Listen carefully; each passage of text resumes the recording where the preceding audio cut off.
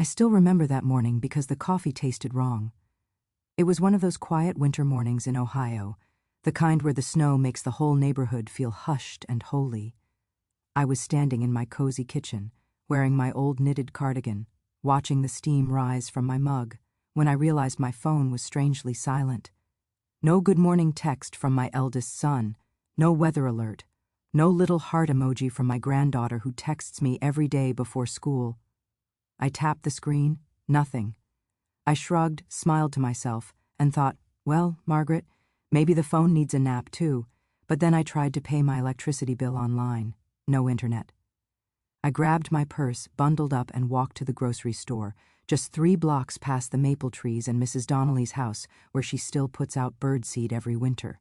At the checkout counter, I slid my card like I had done 1,000 times before, declined. The young cashier looked at me with pity. Maybe try another card, ma'am.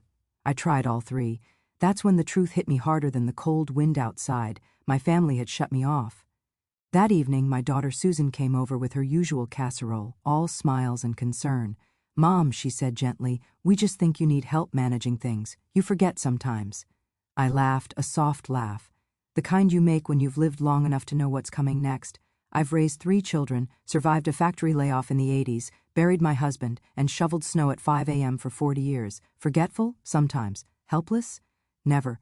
What they didn't know was that for months, I had been writing things down, dates, conversations, bank statements, screenshots printed at the library, notes from my doctor saying my mind was sharp as ever, evidence. I didn't yell. I didn't cry. I invited everyone over that Sunday. Sons, daughters-in-law, grandkids. The house smelled like pot roast and cinnamon rolls, my late husband's favorite. The kids played board games on the rug. Normal American family stuff. After dinner, I placed a folder on the table. I know what you did, I said calmly, my hand steady, and I know why you thought you could.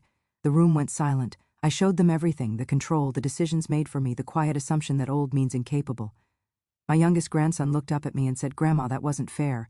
And right then, I knew I hadn't lost my place in this family. They turned my phone back on. My cards, too. Apologies followed, awkward, sincere, human. That night, after everyone left, I sat by the window watching snow fall under the streetlight. Peaceful again, but as I sipped my tea, my phone buzzed, a message from my bank, and that's when I realized someone had made a transfer I didn't recognize. But that's a story for another winter night.